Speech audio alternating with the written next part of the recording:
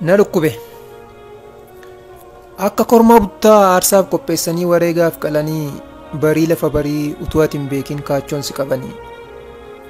Ati ittiin qophoofne guyyaa kee akka ta'e akka aarsaa taatu nagaas hin dhaammanne abbaaf haadha keetti gaafa manaa baatu. Akka korma didaa isa qalmaaf didee si faana kaatanii kichuu jiruun quufnetti kolfeen xumurretti garaa jabaatanii. Qomoo kooti firaa warra ittiin jettu warrum tollaa keeti warrumta ati beektu. Si faana fiiguudhaaf humnaaf dadhabanii rasaasaan dha'anii gaafa si qabanii.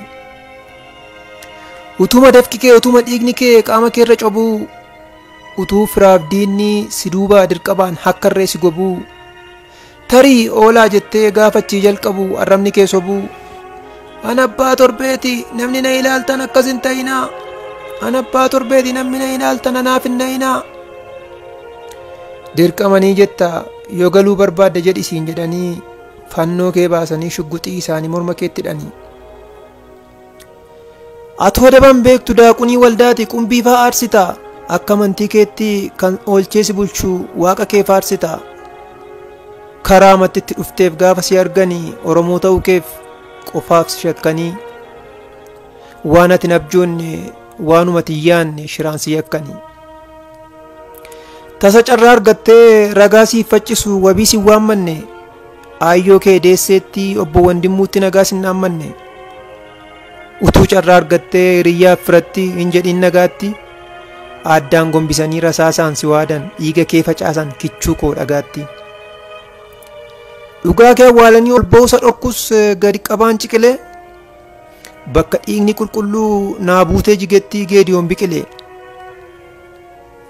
Akka waan sanyiin kee bineensarraa argamtee sanyii namaa hin taane gaafa qalamuu kee horii manaa qofa dirqiin kan hin baane. Afaan keen dubbachaa qooqa tokko deessaa maqaa si gaafatee akkamitti akka duutu filannoo siif kennee rasaasa baafate. Atis gara kuteessi fakkaattiin Taaddasaa fakkaattiin Maammoofaa fakkaattiin Guraaraa yoon aqa koof du'e yoon saba koof du'e rakkoo maalii qaba garaa yoom naara. Ija keen dubbattee ija keen dhaammattee ergaa dabarfattee aariif dhiphina kee obsumaan qabattee mataa kee lafattee asii gad gombiftee akkasiif tolutti na ajjeesi jette. Hoomaan galalyaa'ee firoonni eebbisaa warri dambiif sayyoo dhaabatanii ilaalan gaafa namni foonii waaqatti ol falmu mirga ajjeesuu sana hangicha waaqayyoo. Haadhaa fi abbaan kee xiqqaan osoo nafin hundumtuu wal ga'ee har'a ijaan arge filmii vaampaayirii fi hoororii kan gurraan dhaga'e.